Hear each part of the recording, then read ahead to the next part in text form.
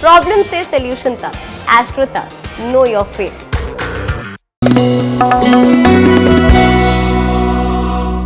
जिन लोगों का जन्मदिन 13 दिसंबर को है, उन्हें हम सबकी तरफ से जन्मदिन की हार्दिक शुभकामनाएं। आने वाले वर्ष में करियर की समस्याओं में आपके सुधार होगा, धन और कर्ज की समस्या आपकी दूर होगी, स्वास्थ्य की समस्याएं भी धीरे धीरे दूर होती चली जाएंगी। इस साल अविवाहितों का विवाह तय हो सकता है, यानी ये वर्ष आपके लिए बहुत अच्छा दिखाई दे रहा है। क्या करना चाहिए? पूरे साल भर भगवान भैरव की अगर आप उपासना करें तो ये वर्ष आपके लिए बहुत अच्छा रहेगा। बहुत सारे लोग ऐसा कहते हैं कि बहुत पूजा पाठ करने वालों को जीवन में बहुत कष्ट उठाना पड़ता है। ऐसा बहुत लोगों की मान्यता है और बहुत सारे लोग कहते हैं कि देखिए बहुत पूजा करते थे ना, बहुत कष्ट उठाना पड़ रहा है। क्या ऐसा होता है? देखिए, पूजा उपासना अपने मन की शांति और ईश्वर से संबंध के लिए की जाती है। दुख और कष्ट भोगने से इसका कोई लेना देना नहीं है। जो बीज आपने बोया है तो भैया फल तो आप ही खाएंगे। तो जो कष्ट है, देखिए होता क्या है, जब आप साधना करते हैं, पूजा करते हैं, तो जो पुराने कर्म होते हैं ना, उनका फल मिलना शुरू हो जाता है, ताकि फटाफट वो फल मिले और आप उससे मुक्त हो जाएं। जो आपके ऊपर कर्मों का गट्ठर है, कर्मों का बोझ है, वो खत्म होने लगता है, तो आपको लगता है कष्ट हो रहा है, लेकिन वास्तव में वो खत्म इसलिए होता है ताकि वो मुक्त होकर के आप जीवन में आगे बढ़ सकें, आप तरक्की कर सकें।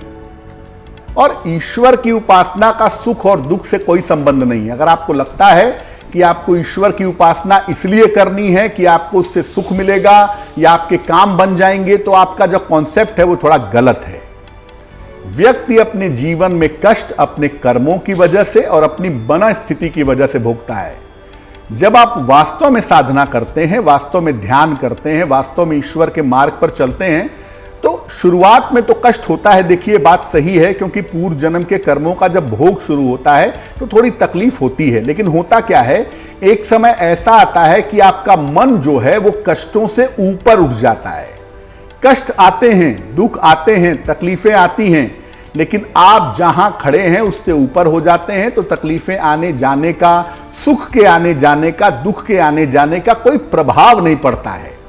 गीता में कहते हैं ना, कृष्ण स्थित प्रज्ञ, जो सुख और दुख दोनों में समान हो जाए, वो स्थिति आ जाती है, लेकिन उसमें थोड़ा टाइम लगता है। तो अगर आप ईश्वर के मार्ग पर चल रहे हैं और थोड़ा कष्ट आ रहा है, तो आप समझिए आप सही रास्ते पे चल रहे हैं, और इसी रास्ते पे चलते रहिए, एक दिन सही जगह पर पहुंच जाएंगे। इस एड को स्किप करना तो बहुत मुश्किल है, पर लाइफ की प्रॉब्लम्स का सलूशन ढूंढना आसान। प्रॉब्लम से सलूशन तक, एस्ट्रो तक, नो योर फेट।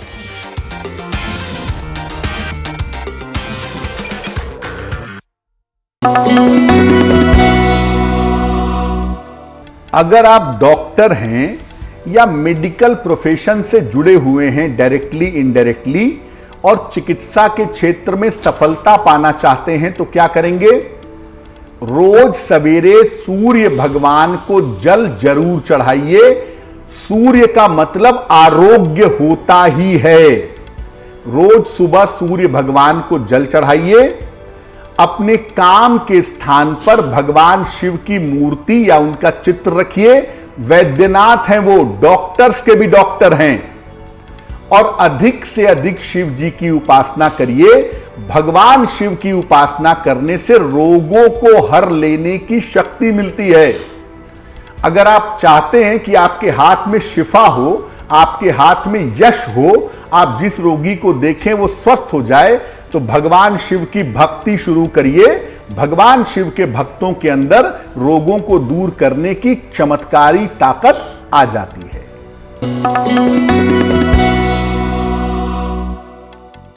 अगर सर्दी जुकाम की समस्या आपको ज्यादा रहती हो, ज्यादा परेशान करती हो, तो एक सोने का छल्ला, गोल्ड का एक छल्ला या पीतल का एक छल्ला राइट हैंड की इंडेक्स फिंगर में धारण करिए, या राइट में नहीं पहन सकते तो लेफ्ट में पहनिए, लेकिन इंडेक्स फिंगर में गोल्ड या पीतल का छल्ला आप बृहस्पतिवार को पहन लीजिए और उसे पहने रहिए। इससे सर्दी जुकाम कोल्ड कफ की समस्या से आप सुरक्षित बने रहेंगे। एस्ट्रो तक ऐप पर आपको मिलेगा भविष्य से जुड़े हर सवाल का जवाब। डाउनलोड कीजिए एस्ट्रो तक ऐप और चुटकी में जुड़िए इंडिया के बेस्ट एस्ट्रोलॉजर से।